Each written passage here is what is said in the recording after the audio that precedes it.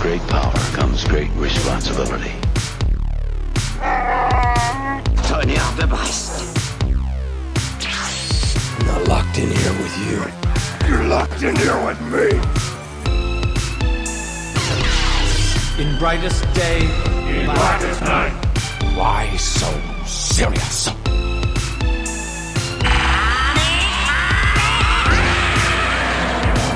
Avengers, assemble! Bonjour à toutes et tous et bienvenue dans la bande des comics numéro 92. Sur cette émission spéciale Blockbusters de l'été, on vous invite à la maison. Voilà. À domicile. C'est ça. On joue à domicile cette fois. On a décidé de prendre le frais, ou du moins ce qu'il en reste. Et donc vous verrez, pour ceux qui nous regardent via YouTube, bienvenue à la maison. Oui. Voilà. Frédéric Lopez. Exactement. Vous verrez peut-être une tête de chien passer de temps en temps. Un moustique géant aussi, c'est possible. Les fumées j'allais préciser justement que les fumées sont des trucs anti-moustiques. Oui, bien sûr. Et non pas, non, pas. Mais je valide et je l'atteste. Exactement. Donc, émission en comité restreint. Donc, la bande est limitée à nous trois. C'est la petite bande. Ouais. Exactement, la petite bande passante. La bande de lettres. La petite bande passante. La bande de lettres des comics. On est en bandelette des comics. Pas d'invité ce mois-ci sur cette émission, mais donc je vous l'ai dit, on va reprendre les deux adaptations ciné principales de cet été, c'est-à-dire Supergirl et Spider-Man Brand New Day. Donc un film d'ici et un autre de là. Non, Marvel. Oui. Et donc, tout le monde l'a vu, on va pouvoir débattre. Non. Oui, mais bien sûr qu'on va débattre. Non, on se bat. Là, les éléments sont contre nous. Là, c'est incroyable. Je suis apparu en grand d'un coup tout seul. Parce que moi, j'apparais même plus. Donc, D'accord, moi je me sens tout seul. Mais c'est. Je sais pas ce qu'on va faire. Bon, on enchaîne, on continue. Voilà. Faut pas se laisser déstabiliser par les éléments. Exactement. Donc, cette présentation étant finie. Ah non, j'ai oublié de dire qu'on finira par un quiz. Bien sûr. Que tu nous as mitonné. Concocté, bien sûr. Concocté, avec plein de coques dedans et des noms de famille. Tu disais. Oui, j'ai juste un petit quelque chose par rapport à ce podcast, donc à cet épisode radio, c'est qu'on n'évoquera pas certains films qui sont sortis cet été. On va vraiment focaliser, comme tu le disais, sur Supergirl, les deux principales. Voilà, et Spider-Man. Et on parlera pas, par exemple, de In Waves. On parlera pas des Maîtres de l'Univers, de Mandalorian and Grogu, voilà, qui peuvent avoir des liens avec les comics. Mais oui. Voilà. Tu as bien fait d'élargir la discussion et de préciser, c'est que on a eu des films dont on aurait pu parler et dont on va pas parler. Par exemple, les Maîtres de l'Univers. Ça va être compliqué. Non, on en parlera pas. pas. Qui est pas sorti au ciné en France d'ailleurs en plus. D'ailleurs, oui, voilà, il est parti directement. C'est sur Amazon. Oui. Très bien. Allez, écoute un petit jingle et on s'y met tout de suite. Avengers, assemble! Alors, tu nous parles de Avengers, mais on va partir sur Supergirl. C'est ça, on va commencer par DC. Donc, Supergirl sorti cet été. Oui. 24 juin, exactement. 24 juin, je suppose que tu as des chiffres. J'ai quelques chiffres, il dure 1h48, réalisé par Greg Gillespie. Ouais. Et scénarisé par Anna Nogueira, avec Millie Alcock, Jason Momoa, Matthias Schoenaerts. Ouais, c'est vrai qu'il est là-dedans aussi. Oui. Ça va. Momoa ? Non, Schoenaerts. Schoenaerts, tout à fait. Ouais, t'as bien entendu. Nathalie, elle, a eu beaucoup de mal. Départ très très compliqué. Oui. Je crois que c'est le plus mauvais départ. Il a fait même moins que Morbius. Que Madame Web, que The Marvels. D'autres très grands films. Le film, il partait très très mal, quoi. Oui. Mais je sais pas ce que vous en pensez. On va débattre. Mais est-ce que, encore une fois, moi j'ai souvent l'impression que sur DC, ils sont encore plus sectaires en amont sur les personnages que tu peux l'être avec Marvel, quoi. Regarde les difficultés pour Ben Affleck avant même d'avoir commencé en tant que Batman, qui au final rend pas mal, moi je trouve. Là, ce film a été de toute façon totalement bouffé avant même d'avoir Avant même commencé. d'être sorti, ouais. Alors que bon, il avait un budget assez conséquent, suivi par Gunn, qui est donc James Gunn, on le rappelle, qui a repris cette direction du DC Universe. Oui, tout à fait. Qui a pris la suite du DCEU. Voilà. Ouais. Qui pour l'instant pour moi se caractérise par son inégalité. Son inconstance. Voilà aussi ce que Marvel avait déjà fait avant avec ses séries et films qui étaient en dents de scie. Là on commence à l'avoir de plus en plus sur Supergirl. Oui. Est-ce qu'on ferait pas un petit pitch rapide avant de parler de comment ça sera très rapide. très rapide. C'est l'avantage. Allez, Alors, pitch. Supergirl, son chien est empoisonné. Exactement. Et voilà. elle va chercher l'antidote et elle va accompagner une jeune fille qui s'appelle Ruthie, on peut le prononcer, Ruthie, dans l'espace pour retrouver le brigand Crème. Voilà, il s'appelle comme ça dans le comics aussi. Et voilà, c'est le fameux qui a empoisonné son chien et donc tué le père de la petite Ruthie. Ouais. Donc on est sur un scénario de base épais comme un post-it. Oui. À peu près. Je crois que c'est même insultant pour le post-it, quoi. Ouais, non mais bon. Alors que je sais pas, moi je connais pas trop ce personnage, mais il y a des très bons comics. Alors est-ce que vous avez lu le comics de Tom King? Moi je l'ai lu après. Je voulais le lire avant pour savoir d'où est-ce qu'il était parti. Toi Jay, tu l'as lu avant. RD, toi tu l'as pas lu. Alors qu'est-ce que tu en penses toi? Enfin non mais qu'est-ce que tu penses du matériau de base? Non, mais, c'est sûr. Non mais j'ai un grand verre pour vomir dedans. C'est bon, Pierre, j'ai une bassine. Mais non mais qu'est-ce que tu penses du comics en rapport avec le film? Alors moi je pense que le comics c'est un très bon comics, c'est pas ce que je préfère non plus, ça reste vraiment de la fantaisie spatiale, c'est pas... Alors l'adaptation est très différente je trouve, ils ont gardé juste la trame narrative de base et ils en ont fait un film qui est beaucoup plus dans le délire SF post-apo, un petit côté lien avec les Gardiens de la Galaxie, voilà. Et alors que c'était pas du tout dans le comics cet aspect-là, en tout cas moi je le ressentais pas comme ça, il est assez contemplatif le comics, il est vraiment, le dessin de Bill Quisevely est vraiment splendide, c'est vraiment un des points forts du comics. Et il y a une chose super importante, c'est que autant la scénariste Nana Nogueira a lu le comics avant, par contre Craig Gillespie, le réalisateur, a dit qu'il voulait pas lire le comics en fait, et ça je trouve ça assez fou parce que tu peux te dire oui je veux pas être influencé par l'œuvre source, mais pour moi c'est quand même vachement important d'aller jeter un œil. Tu vas faire un film à je sais plus combien de millions de dollars je trouve que je trouve que se priver en fait du matériau de base, tu vois, encore si il y avait plusieurs arcs qui avaient été adaptés, tu vois, c'est une espèce de compilation de plusieurs versions du personnage, je veux bien, mais là ouvertement, tu l'as dit, il y a des scènes qui sont reprises, c'est exactement le même squelette.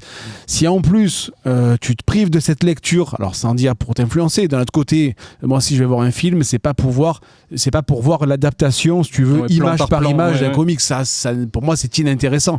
Mais par contre du ton du comics, parce qu'en fait c'est vraiment par contre très différent. Ah oui, le ton t'as le ton James Gunn, tu vois, avec ce qu'il a fait auparavant, alors que le comics pas du tout. T'es quand même dans quelque chose de un peu plus sérieux, un peu fantasy médiévale couplé avec du super-héros, et là en fait dans le film tu ne le retrouves pas du tout. Tu vois, et c'est en ça où t'as ressenti un truc de fantasy toi dans le film, si c'est un truc qui apparaissait? Non, les fantaisies, non, il y en a pas. Il n'y en a pas des masses quoi. Là t'as pas les dragons géants, t'as pas tout ce qu'on peut avoir notamment. Ouais, à part la diversité des races que tu peux à la rigueur. C'est ça. Et alors moi c'est bon, je suis loin d'être fan de Tom King, mais je voulais quand même, tu vois, avoir cette deuxième vision du film. Et tu te retrouves avec... en fait, dans le comics de Tom King, presque Supergirl était un prétexte. Mais comme il a fait un peu avec Rorschach, tu vois, en fait, il vient te caler un truc de super-héros qui, si tu l'enlèves, tu te retrouves avec une BD de fantasy qui se suit très très bien, tu vois. Il vient rajouter du super-héroïque dans de la fantasy. Ça, à la rigueur, pourquoi pas? Tu vois, ça parle beaucoup par contre. Ça parle vraiment beaucoup. Tom King, c'est Tom King. Mais par contre, voilà, quand tu vois le résultat, tu te dis, mais comment t'as fait pour de ça arriver à ça. Si tu veux, tu vois, Ça, on l'a vu tellement souvent. Ouais, ce ton en fait trop franchouillard, rigolard. Non, mais c'est ça, au ras des pâquerettes en fait. Craig Gillespie a un côté franchouillard. C'est le problème, quoi. C'est bon Ou alors à c'est savoir. l'alter ego de James Gunn. Je penche plus pour ça, tu vois. Il a essayé de Ouais. lui faire plaisir, on a l'impression, non? Ah, je pense Il a que essayé de faire du James Gunn en fait, lui. Ouais, voilà, il veut son prochain film. Moi, je vois que comme ça. Parce que En fait, je t'ai entendu en parler pas mal chez Nathalie pour l'émission Cinéma Mon Amour. Je suis tout à fait d'accord avec toi. C'est du copier-coller de cette ambiance Gardien de la Galaxie qui avait très bien marché à l'époque sur le début, mais clairement là on est sur quelque chose de déjà vu et qui aurait pu coller si on ne le connaissait pas ailleurs. Il n'y a pas de nouveauté dans le ton, ouais, c'est ça, je trouve. Il a collé beaucoup de choses, le nouveau réal, beaucoup de choses qu'on avait déjà vues. Et ouais, t'as pas de surprise. Même la scène, par exemple, que je trouve géniale dans le comics, qui est celle de l'espèce de bus spatial, là, où voilà, ils sont tous les uns sur les autres, et elle commence à se faire embêter avec les voisins, avec l'autre qui s'endort sur elle, tout ça.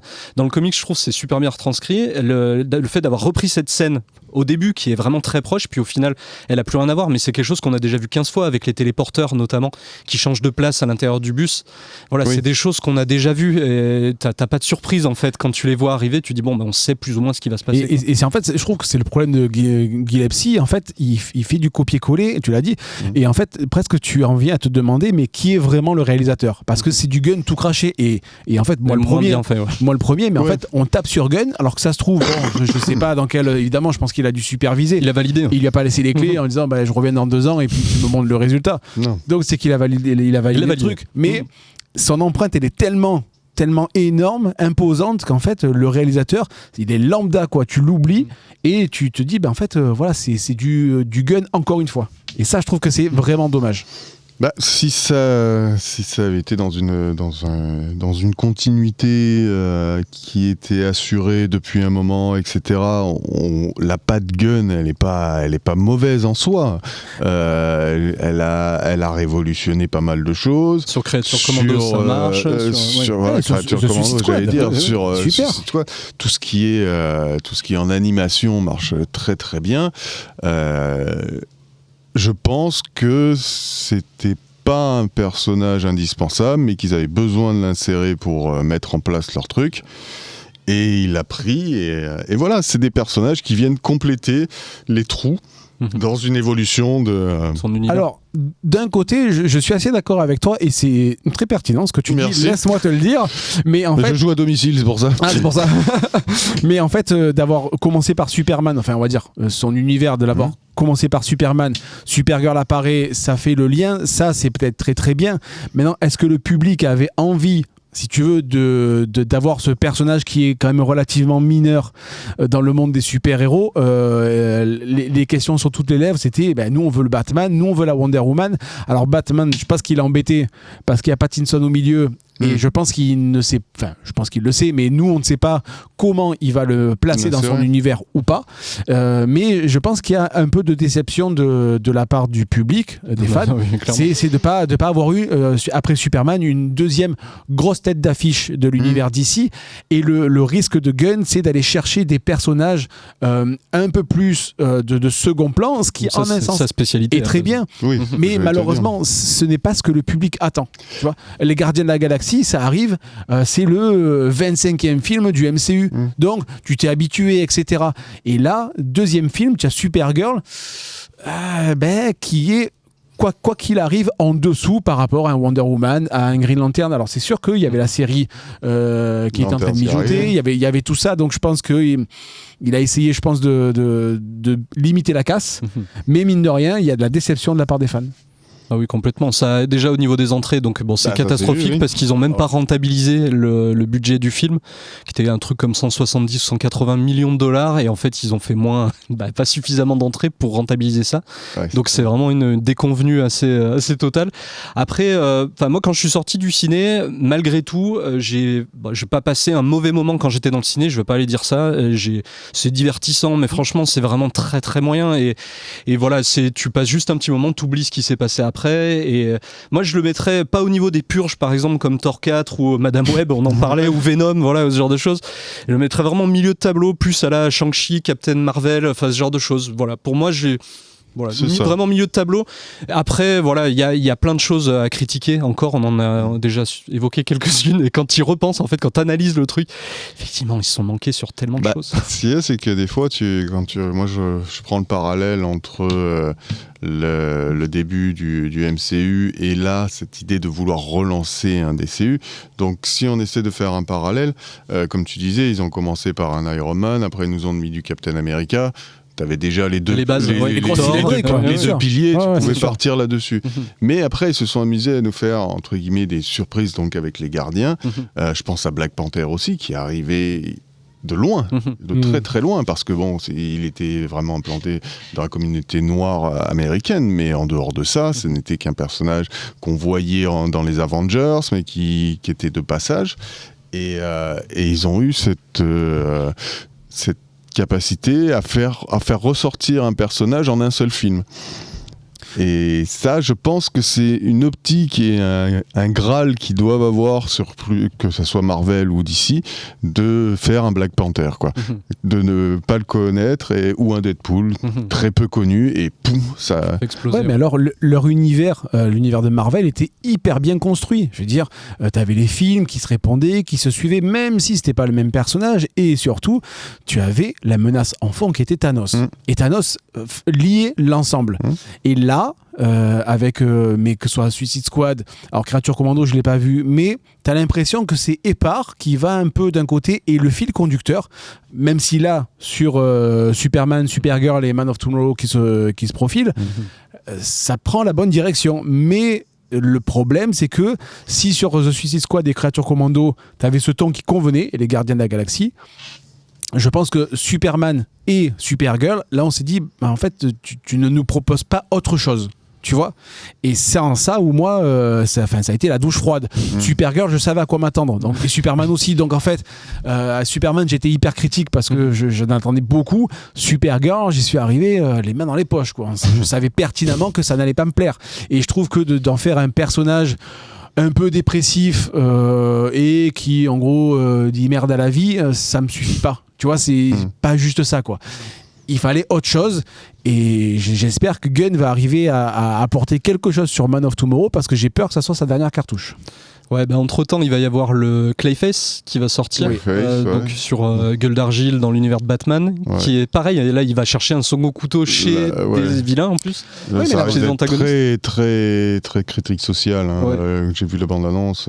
Et très body horror. Enfin, on va carrément dans un autre genre. S'il se tient à cette, tu vois, cette ambiance limite film d'horreur, mais c'est parfait. C'est le personnage veut ça, tu vois. Ça serait. Ça s'y prête. Il respecte le personnage, il respecte l'univers.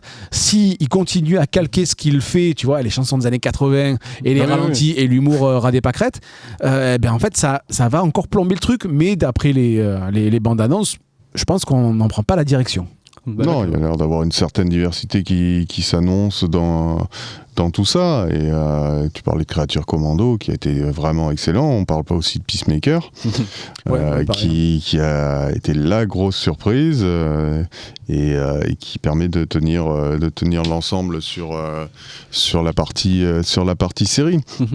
À part Clayface ou Lantern, c'est du coup qui va intégrer certains personnages, parce qu'on va avoir le Guy Gardner, le Green Lantern qui était dans Superman, qui va apparaître aussi, et il va faire le lien. Alors l'univers est complètement différent aussi, qui est plus poussiéreux, poisseux, mais très terre à terre finalement, avec cet aspect cosmique aussi.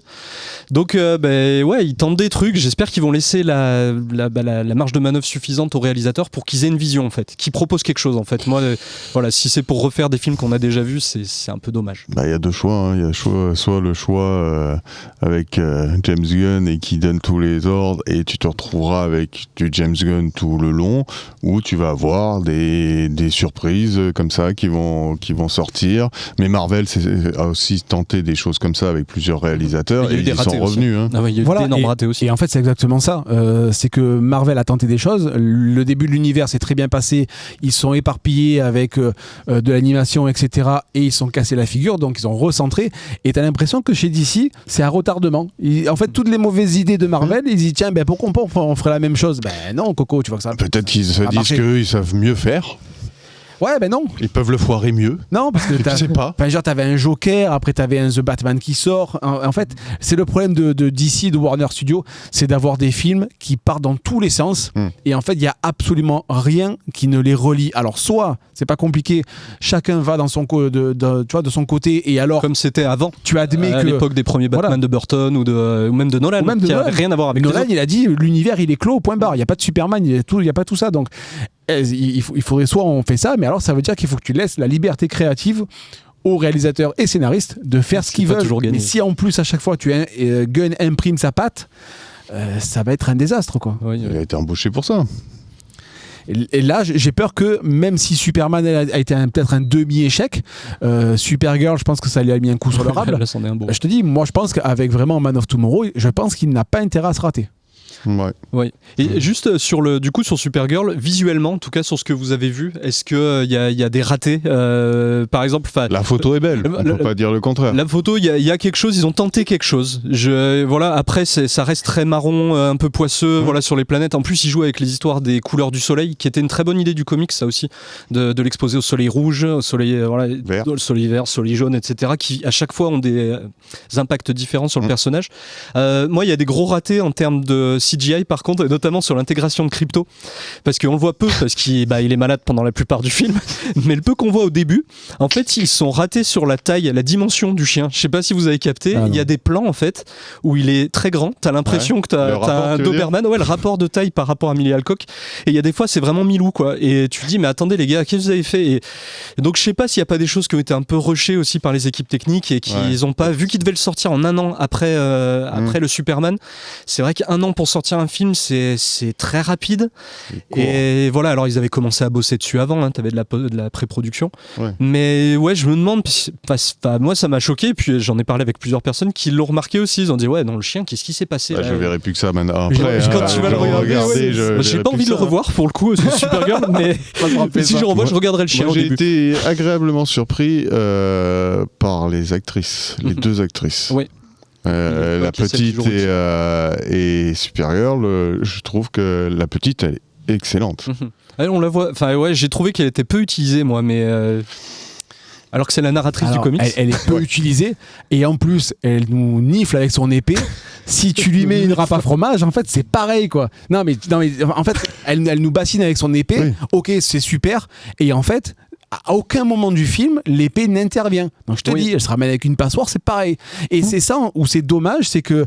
et en plus, alors dommage, elle a le même look que Trunks. Dommage, il arrive avec 40 ans d'écart, le pote Gunn. Mais en plus, tu te dis, mais en fait, tu lances un truc, une idée scénaristique, ok, va au bout. Enfin, tu vois que ton truc, que ton idée, elle serve le scénario. Et en fait, ça ne sert à rien. Ouais, mais qui la lance, ce genre d'idée? C'est le réalisateur, c'est le boss du truc, c'est le scénariste. Ça vient du comics, donc la scénariste l'a traduit d'une façon et le réalisateur l'a pris d'une certaine façon et l'a pas réutilisé. Alors il y a peut-être des scènes coupées aussi. Mais en fait, ce que je veux dire, c'est que c'est toutes ces petites choses qui, moi, m'ont fait sortir du film. L'alien sur la planète, là où t'as Lobo qui arrive, elle chante un truc de jazz, mais en fait ça n'a rien à faire là. T'as l'autre là, le frère qui écoute un Walkman. Non mais tu te dis mais en fait ce n'est absolument pas crédible. Alors c'est sûr, c'est une femme qui vole dans le ciel, c'est pas crédible, mais même ça sur des détails, quand tu vois, quand t'as 45 ans, tu te dis mais en fait c'est ni drôle, ni logique, ni rien en fait. Tu juste te dis mais ça n'a rien à faire là, quoi, tu vois. Et c'est en ça où tous ces petits trucs, encore plus sur la taille du chien, mais ça j'ai pas spécialement fait gaffe, te sort complètement du film et tu dis en fait t'as l'impression d'être devant un film où absolument personne ne maîtrise rien, quoi. Ouais, il y a un peu de ça. Ça manque de direction générale, artistique. Voilà. C'est pour ça que oui, tu ressors un truc par-ci, un truc par-là, une scène sympa. Moi, je dis l'actrice, je la trouve Millie Alcock, je la trouve très bien. Je pense que je la trouve convaincante aussi. Ouais, on la reverra et. Mais les autres, Sean Hurst, enfin le crème là. Sean Hurst, Avec ses clous sur le visage là. C'est un excellent acteur. Pour voir le niveau de sa prestation là, tu te dis qu'il avait des impôts à payer. Mais oui, je sais pas ce qui s'est passé. Et puis il est tellement différent. Là pour le coup, il est très différent du comics où il a une espèce de longue barbe. Enfin voilà, il fait très médiéval pour le coup dans le comics. Là, ça a rien à voir. C'est vraiment du Mad Max pour le coup, le mec qui vient et qui qu'est-ce qu'il est méchant. Mais qu'est-ce qu'il est méchant. Voilà, il y a vraiment ce truc. C'est bon, on a compris. Et ouais, en fait, peut-être qu'on va terminer là-dessus. Je sais pas, mais en fait, tous ces clins d'œil, toi, tu les vois, et en fait, ça devient même plus des clins d'œil. T'as l'impression que c'est plus des plagiats, mais bas de gamme. Chez Dragon Ball, etc., Mad Max, et tu vois, tu vois même pas le film hommage. Tu dis putain, c'est vraiment très très gros quoi. Ouais, c'est sûr. Bon, petit raté. Ouais, voilà. On bien, mais peut mieux faire. Donc on en a fini avec Supergirl. On a une première pause musicale. Exactement. Jimmy, enfin, il commence à faire. Jimmy Ruffin. Merci. What Becomes of the Broken Hearted, qui était dans le trailer du coup de ce magnifique film. Écoutons ça. Man, you come right out of a comic book. Nous sommes de retour dans la bande des comics avec. Oui. Vas-y. Te faire perturber. Exactement. Donc avec nos collègues, nous prenons le temps de revenir sur les adaptations principales ciné de l'été. On a déjà fait sa fête à Supergirl. Maintenant, on va se pencher sur Spider-Man Brand New Day. Oui. Alors, qui nous en parle? Alors, qui l'a vu? Tout le monde? Oui. Ouais. Bah oui, on l'a vu quand même. Oui. Ah bah oui, je demande. Non, je vais en parler. Je l'ai pas vu dans l'Arzac. Donc sorti il y a peu, 4e opus de la version Tom Holland de Spider-Man. On est donc le pitch, on est sur une Spider-Man donc qui a été oublié, enfin Peter Parker a été oublié en tant que Spider-Man, et on arrive forcément au moment où il allait falloir se décider à redire aux autres et à redevenir connu. Voilà, donc pour cela, il s'appuie sur le Punisher qu'on voit apparaître. Je crois que Rémi aura beaucoup de choses à nous dire sur Punisher. Plein de choses à dire. Voilà. Qu'est-ce qu'on peut en dire d'autre? Sorti le 29 juillet, réalisé par Destin Daniel Cretton, qui était déjà sur Shang-Chi et Wonder Man. Sur la série Wonder Man, qui est passé un petit peu. Très bien. Ouais, que j'ai commencé moi du coup. Ouais, parce que quand j'ai vu le film, je me suis dit, je vais aller voir quand même. Alors, voilà. Du coup, avant de commencer, jusqu'à présent, la trilogie Spider-Man, est-ce qu'elle vous avait emballé ou pas plus que ça? Ça peut dire déjà quelque chose, oui, sur le film. Oui, c'est toujours. J'ai toujours trouvé tous les Spider-Man, de version Tom Holland, toujours très bons. Donc, moi, ça m'a jamais posé de problème. Moi, non. J'ai pas trop aimé la trilogie de Tom Holland. J'étais resté sur des souvenirs un peu béats des premiers films de super-héros et donc la version de Tobey Maguire. Et donc, ce Tom Holland m'avait pas convaincu. J'aime. Sur les trois, peut-être Far From Home, que j'ai trouvé un peu rigolo parce qu'il se passe à l'étranger. Voilà. Après, les autres, c'était pas des films que j'aimais beaucoup. Et moi, j'avais quand même beaucoup aimé Homecoming, parce que je trouve qu'on retrouvait un Spider-Man, la petite araignée du quartier, Michael Keaton qui proposait quelque chose de très intéressant, qui sortait du cadre de Batman, et je trouvais ça super sympa. Et je trouve qu'au fur et à mesure, je trouvais que les films perdaient, si tu veux, cette âme. Et Far From Home commençait un peu déjà à ramer. No Way Home, alors là, c'était... mais ça a été... fan service à fond. Ça a été compliqué. Donc, j'y allais, moi, voir ce Brand New Day, sans trop pas y croire, mais je me suis dit, bon, ça va être un opus de plus. Mais déjà, moi, je me disais, comment est-ce qu'ils vont le placer par rapport à Doomsday? Tu vois, parce que c'est le seul film qu'il y a avant Doomsday. Donc, Avengers, qui arrive en décembre. Moi, ce qui m'intéressait, c'était ça aussi. Après, sur le film en lui-même, je trouve que Spider-Man, et encore celui-là, mais aussi le personnage, je trouve qu'on sort pas du cliché de l'éternel adolescent et MJ, tu comprends, je t'aime, et puis Ned, on se fait des checks et tout, c'est super, mais je trouve qu'on fait quand même du surplace, tu vois. Et là, il faudrait que Spider-Man, que le personnage, mais aussi l'acteur, on arrive sur autre chose, parce que mine de rien, Spider-Man ne grandit pas, mais nous, les fans grandissent, et je pense qu'on vieillit. Mais je pense qu'on aimerait avoir quand même un petit peu plus que ça. Alors moi je l'ai adoré celui-ci, mais vraiment j'ai beaucoup j'en attendais rien. J'y suis allé, comme je te dis, j'avais pas trop aimé les 3, enfin c'est pas que j'ai pas trop aimé, mais j'ai trouvé très moyen les 3 d'avant, et en fait j'ai adoré. Et du coup pour comparatif, je me suis refait les 2 premiers de Tobey Maguire, je me suis refait Homecoming, histoire de me dire enfin voilà, est-ce que c'est vraiment est-ce que je peux les comparer ou pas. Et en fait vraiment je pense que c'est mon film Spider-Man préféré, le dernier, parce que le ton, parce que la photo, en fait je lui trouve pas vraiment de défaut. Et dans comment il a été réalisé, t'as du jeu d'acteur. Tom Holland, il est jamais chiant, c'est-à-dire il est triste, il est seul, c'est quand même un des thèmes principaux, la solitude, le fait d'arriver à demander de l'aide, la dépression, enfin il y a plein de choses qui sont évoquées, et bah, il le joue à la perfection. Il est jamais chiant, il rentre jamais dans le syndrome de Frodon, tu sais, comme tu peux l'avoir dans Le Seigneur des Anneaux, où il est insupportable, ta force, ouais, tu peux me porter jusqu'au Mordor, et lui, bah non, il le porte et tu t'embêtes pas, franchement, il dure, je sais plus, plus de 2h30, 2h30, 2h45, je sais plus. Ouais, un truc comme ça. J'ai pas regardé la montre une fois, quoi. 2h20, je crois. Ouais. Et moi, il m'a régalé. J'ai trouvé beau, bien réalisé. Les effets spéciaux sont incroyables. Et franchement, il a pris même ce qu'il y a eu au ciné, mais aussi dans les jeux vidéo. Par exemple, le Spider-Man de PS4, là, par Insomniac.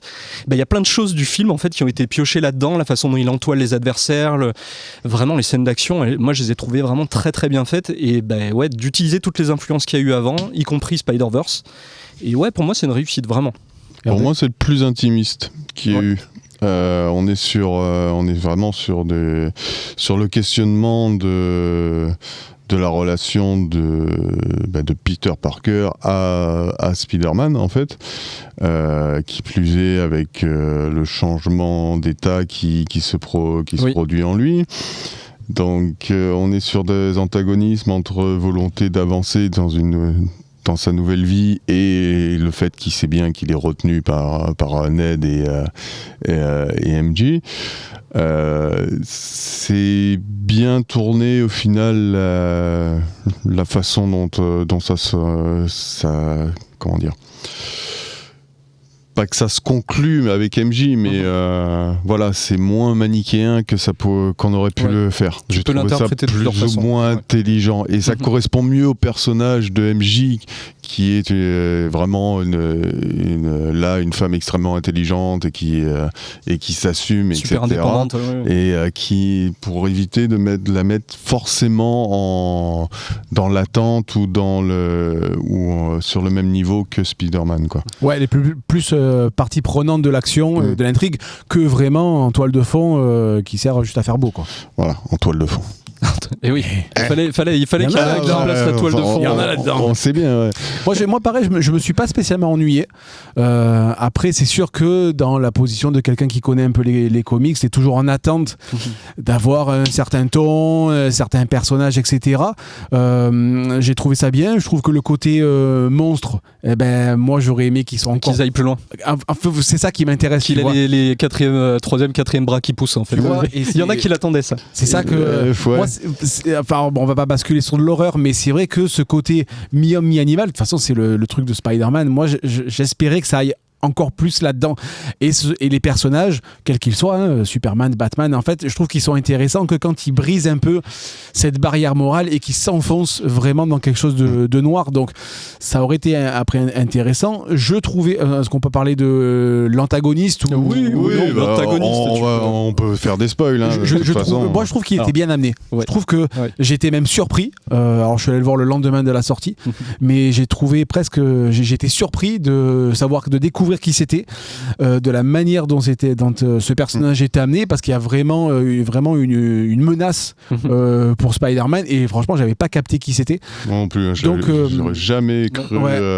Voilà, on était sur du mental, mais enfin du psychique, la possession mentale, quelque comme ça, mais alors vraiment... j'ai trouvé que c'était plutôt bien fait, et je trouve agréablement surpris de voir comment ce personnage a été utilisé, pas détourné, tu vois, mais utilisé dans Spider-Man et dans le MCU. Je trouve ça, c'est une très bonne chose. Et il y a des super idées d'ailleurs qui sont pas des effets spéciaux, qui sont juste du jeu d'acteur. Quand la possession passe d'un New-Yorkais à l'autre et que Spider-Man les poursuit et que toute la foule court dans un sens, par exemple, et que tu vois juste un personnage qui remonte le courant, en fait, et qui change, qui passe de l'un à l'autre, et où les gens sont possédés, ils ont une espèce de mouvement un peu bizarre de hip-hop là. que je fais pas bien. Mais en fait, j'ai trouvé que la bien. chorégraphie du pouvoir en fait de ce personnage, cet antagoniste, j'ai trouvé ça que c'était une super idée en fait. Finalement, avec juste une bonne idée, t'arrives à faire quelque chose qui visuellement tient la route sans mettre des CGI dans tous les sens. Et tu y crois en plus. Mais ouais, tu te dis bah oui, elle passe de l'un à l'autre, aucun souci. Ça, oui, mais ça tient au jeu des personnages, enfin des acteurs. Ce personnage est une sortie de là. Alors, une fois que tu le sais, oui, tu vois tout le contexte qui l'amène et tu sais que le pourquoi du comment. Mais c'est ça qui, en fait, c'est peut-être ça qu'on attendait, tu vois, où tu disais que ça aille plus loin, que peut-être que cette partie-là, c'est ce personnage qui te permet d'aller plus loin. Pour la majorité des gens, comme tu dis, une fois que tu connais, tu cherches. Voilà, je suis d'accord. Maintenant, là où j'étais un peu déçu, c'est que pour moi, c'est un personnage, mais comme Wanda dans Strange 2, ne termine pas ton film. Enfin, ne le conclue pas en disant finalement on est copains et j'ai décimé la moitié de la planète. Mais je me rends compte que c'est pas bien en même temps que je dis oui, évidemment, c'est pas bien. Et en fait, alors là, on a Doom évidemment qui est au-dessus, mais je trouve que d'avoir des méchants de phase, tu vois, en fait, ce personnage, quitte-le quand il représente encore une menace. Parce qu'en fait, si toi tu le connais, tu sais qu'à un moment, tu le retrouves dans un prochain film, ce personnage va rentrer dans le droit chemin, tu le sais. Mais du coup, tu ne sais pas quand. Tu vois. Et là, je trouve que le tort que j'adresserai à Marvel maintenant avec Wanda, c'est de terminer ses films sur le statu quo. Et en fait, moi, c'est pas ça que je veux. C'est le syndrome Infinity War. C'est me sortir de la salle de cinéma en me disant, mais comment ils vont faire, tu vois?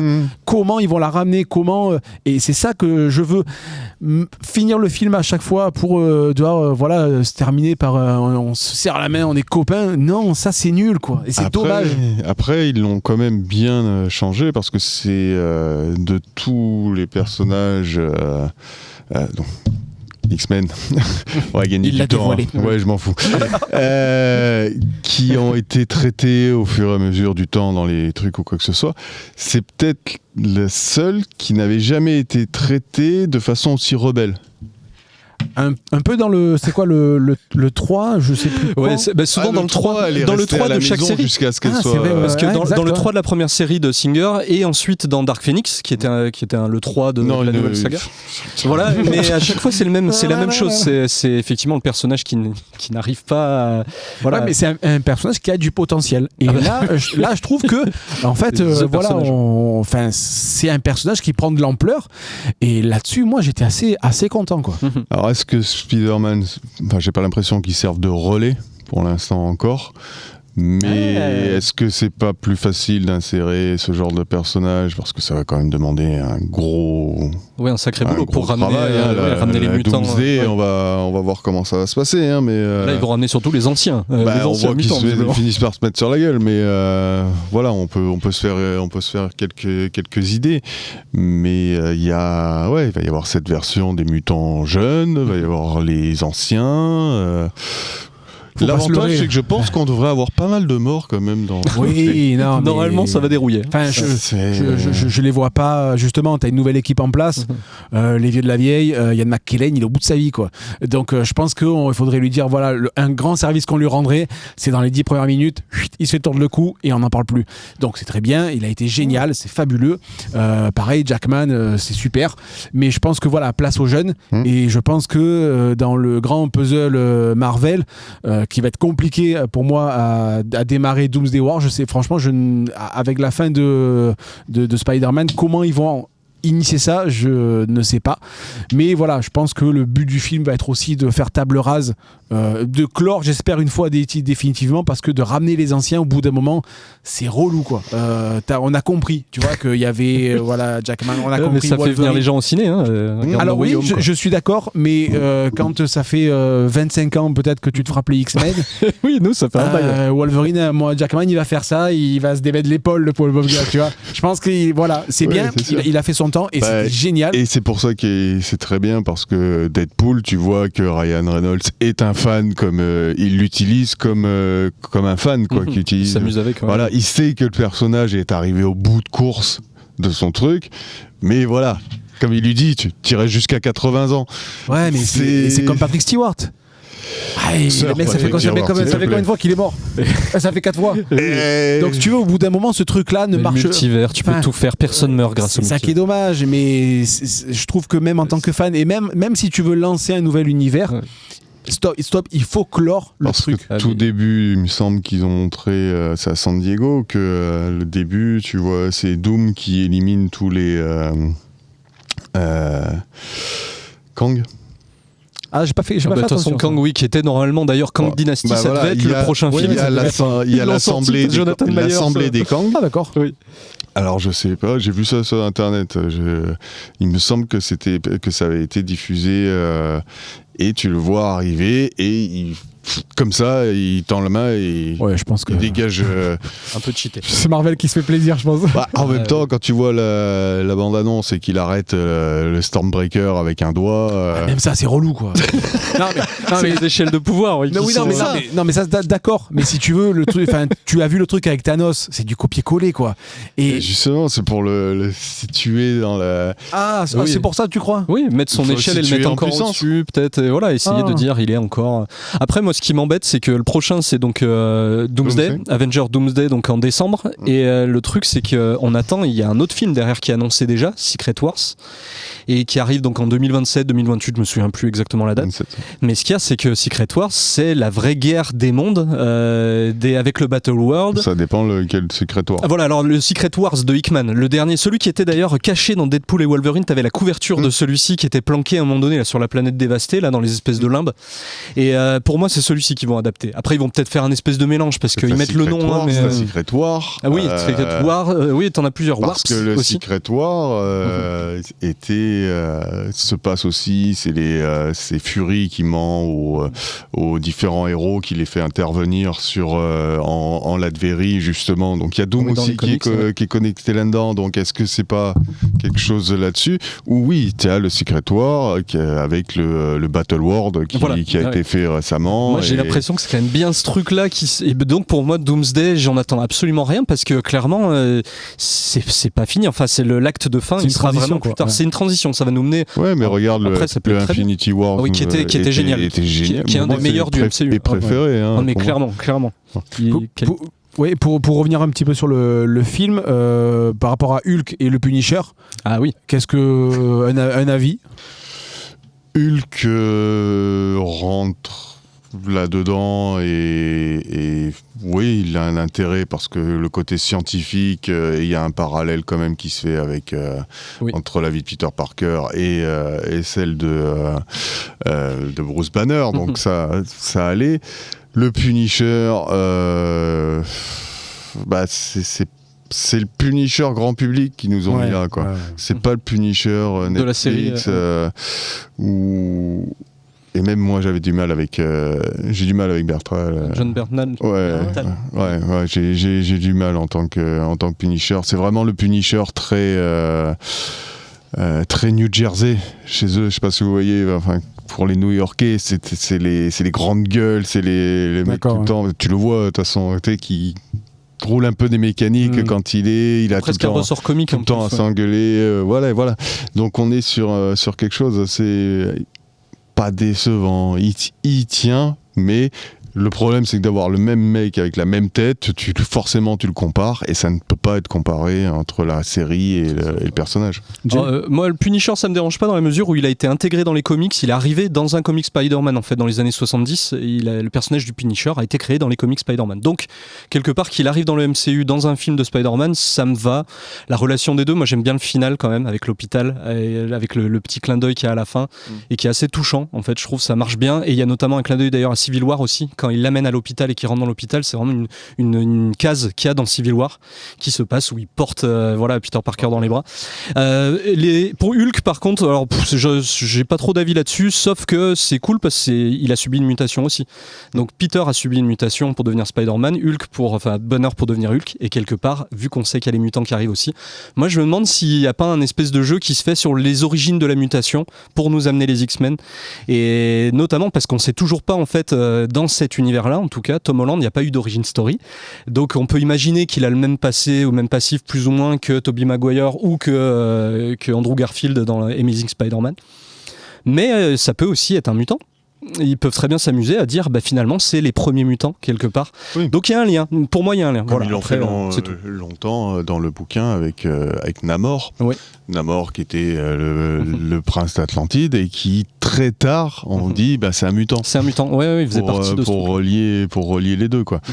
Donc, mais on reste sur des films et sur des possibilités infinies. Et toi alors? Ouais, du coup, en fait, j'étais content de retrouver un Hulk un peu destructeur, un peu, tu vois, sans limite, parce que voilà, le Hulk tout gentillé qui fait des selfies. Alors ça, c'est le professeur Hulk. C'est d'une niaiserie sans nom. Oui. Moi, Hulk doit autant si Banner doit être une solution pour Peter, que Hulk soit une menace. Moi, c'est ce que j'attendais vraiment. Je sais pas si à un moment il y a pas un petit clin d'œil au Hulk gris. Je sais pas. Par contre, le Punisher, c'est une déception, mais sans nom, quoi. Je veux dire, j'ai beaucoup aimé le Punisher dans Daredevil. J'ai bien aimé, j'ai regardé la première saison du Punisher de sa série. Le mec, c'est un boucher, quoi. Et là, alors je veux bien que Spider-Man, c'est tout public, c'est familial. C'est sûr que si tu vois Frank Castle, la tête maculée de sang, tu vois, en train d'étrangler un mec, je pense que le petit Kevin, il va prendre peur. Mais par contre, je trouve que si c'était pour faire ça, tu pouvais trouver un autre personnage lambda, si tu veux, pour faire pareil. Et ça, je trouve ça assez dommage. Moi, j'étais quand même déçu de pas voir Fisk, de pas voir le Caïd. Moi, je trouvais qu'on allait dévier sur Family Business avec Daredevil aussi. Tu en as parlé avec déjà. Daredevil, avec Born Again. Moi, je trouve que c'est un peu le grand absent. Ouais. En fait, on arrivait un peu vraiment, tu vois, au bon moment où tout se croisait. Et là, je trouve que de même pas avoir eu un petit caméo, tu vois, du Caïd, j'étais assez déçu. Alors ça, il était maire de New York en plus. Ça parle pas au grand public. Pour moi, dans le timing, Fisk est parti et Daredevil est en prison. Ah oui, c'est par rapport au moment où on en est dans la série, en fait, c'est ça, oui. Pour moi, on en est là. C'est pour ça qu'ils n'interviennent pas à cet endroit-là. D'accord, ok. Je pense que le Daredevil, il n'intervient pas parce qu'il est censé être en prison à cet endroit-là. Et Fisk, et je pense qu'ils l'ont beaucoup exploité aussi et qu'il faut qu'il lui laisse un peu de temps à Donofrio, pareil, il va pas jouer le Caïd à 85 ans. Il fera Charles Xavier donc, bientôt. T'as un acteur, tu vois, qui vraiment tient la route. C'est pas vrai. Je dis pas d'en profiter au maximum, mais je dis voilà, un petit caméo, ça serait pour moi rendre service, un honneur, un hommage à Donofrio avec tout ce qu'il a fait, de voir le Caïd sur grand écran. Tu vas pas lui offrir une scène de 45 minutes, mais par contre à un moment, au lieu que Spider-Man il arrête Tombstone, des gars lambda que personne ne sait qui c'est, tu sais quoi, fais-le friter, tu vois, 3 minutes avec le Caïd. Je trouve que voilà, le fan de Daredevil que je suis va me dire là, ça je l'attendais, tu vois. Oui. Et sinon. Mais tu peux pas te permettre d'avoir Donofrio qui se bat dans les 3 premières minutes de ton film. Mais ça veut dire qu'il se cantonne à une série. Non, mais parce que ça veut dire. Ce que je veux dire, c'est que si tu le fais battre là, t'es obligé de l'insérer. Et il prend trop de place dans un film. À la Brad Pitt, comme Brad Pitt dans Deadpool 2. Tu fais un caméo vraiment qui dure 2 secondes. Ça, c'est drôle, quoi. Voilà. Mais bon, c'est parce qu'il voulait se faire payer un café. C'est l'histoire. Oui. Il a demandé juste un café. Mais donc on est sur cette fin. J'ai trouvé qu'ils ont pas trop mal fini le film, sachant le mur qui arrive derrière, quoi. Oui. Et le pouvoir des câlins à la fin, parce que c'est quand même exactement la même fin que Thunderbolt, c'est le pouvoir des câlins. En fait, c'est ça. On va faire des câlins à la fin de l'émission. Ça résout tout. Il y aura du pouvoir. J'ai tué la moitié de l'univers, mais je te prends dans les bras. C'était pas si méchant finalement. Et oui. Là, ça t'aura marqué. Exactement. On est bon, il me semble, on est en très timing. Qu'est-ce qui nous arrive ? Je trouve qu'on est mieux. On a faim, je pense. C'est parce qu'on a la maison, c'est ça ? J'en mets la braise. Pour une fois qu'on n'enregistre pas un dimanche matin. Exactement. On va se faire un petit jingle et on va finir par le quiz. Et ouais, il y avait même un morceau, je crois, non ? Ah ouais ? Et ouais, on avait fait la pause musicale à cet endroit-là, normalement. Et ouais. Bleu, je vois rien. Oui, là, désolé pour le contraste. Fais péter la musique alors. Allez, ouais, Michael Bublé, Junkie XL, Spider-Man thème. Man, you come right out of a comic book. Vous êtes de retour dans la bande des comics. Nous faisons une spéciale film blockbuster de l'été.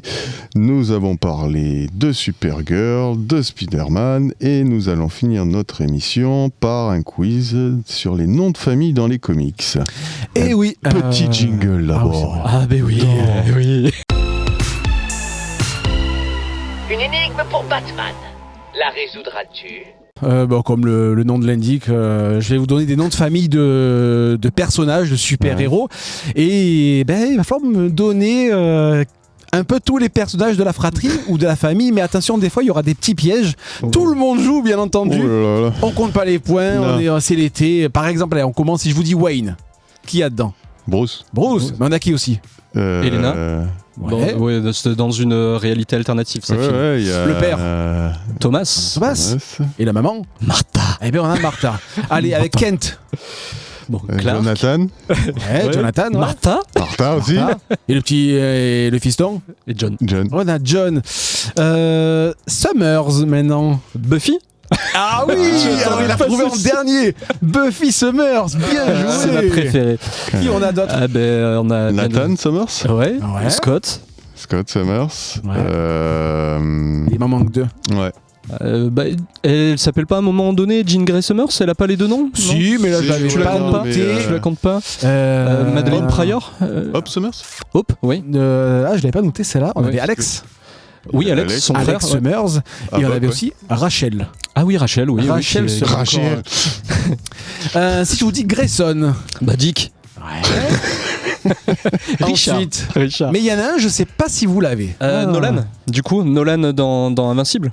C'est Nolan Grayson aussi. Et son fils Exactement. Mark Grayson. Et Mark Omniman. Mark Grayson. On était sur un panel.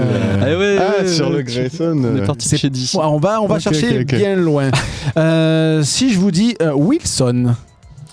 Wade. Wade Wilson, bien sûr, Deadpool. J'avais Mais- Wilson fixe, mais c'est le prénom. Et on en a Ouais. 2 autres aussi. En Wilson. En Wilson. Ouais, en Wilson. On en a un chez DC Comics, mais on en a un deuxième chez Marvel. Alors chez qui on a, DC, Wilson qui on a chez DC qui s'appelle Wilson? Qui a le nom de Wilson. Ouais. Slade Wilson. C'est C'est Deathstroke, Deathstroke. Ouais, bien c'était sûr. Deathstroke. Ouais. Et chez Marvel, on a le successeur de Captain America, qui est Sam. Sam, eh oui, Sam bien sûr. Wilson. C'est eh Wilson. On a tellement aimé son film que. Ah. Si je vous dis Strange, Du coup. et il y en a 3. J'en ai Oui, trois. Doctor Thomas. Strange, mais Doctor son Strange. prénom, c'est quoi, Docteur? C'est pas. Je sais pas, tu l'as son prénom? Oui, Docteur, c'est le Jonathan. allemand, Steven. Stephen Stephen. Strange, bien sûr. Stephen, ouais. Stephen. Ouais, Et on a pareil. 2 autres chez DC. Strange. Strange, il y en a un qui est, Oui, oui, il y en a Un qui des s'échappe. ennemis de Batman. Ouais, il y a un Hugo ennemi de Strange. Batman, Hugo Strange, qui est le psychiatre. Qui on a Et d'autres on en a un aussi, Chez Batman? non, chez DC, avec Big Barda. C'est Avec Big Barda? Ouais. en plus. Avec le nom Strange, Non. putain, j'ai pas. non Confond Adam. Adam Strange, bien sûr. Adam Adam Strange Strange. Adventure. Eh Eh oui. oui, bien Oui. sûr. Si je vous dis Drake, D-R-A-K-E. Team. Ouais, on a Team Drake, ça. Qui est un des Allez. Robins. Et chez Marvel, on en a un aussi. Drake. Bobby. Bobby Qui est un des Drake. X-Men. Exactement. Et si on va chercher dans le jeu vidéo, on en a aussi Ouais, le c'est- rappeur Drake. Non, Mais c'est non. celui de Ouais. Uncharted. Uncharted, Ah ouais, non, j'ai pas ça. Nathan Drake. Nathan. D'accord. Et ouais. Et si je vous dis, pas évident celui-là, Jones. John. Jessica. Jessica Jones, bien joué. Ouais, on a John, du coup. John Jones. John Jones. Le Ouais, Limier ouais. Martien. Ouais, c'est écrit Ouais. pareil. Et on en a encore un chez Marvel et un chez DC. En Jones. Ouais. Un ennemi de Batman, Jones, Wellon Waylon Jones. Jones. Le Killer Croc. qui est Killer Croc. Ouais. Et chez Marvel, on a un personnage parfois un petit peu mineur, qui est proche des Qui a moins de Avengers. 18 ans, tu veux C'est dire. ce que j'allais dire. C'est par rapport avec son âge. C'est ça. C'est Rick Jones. D'accord. Oui.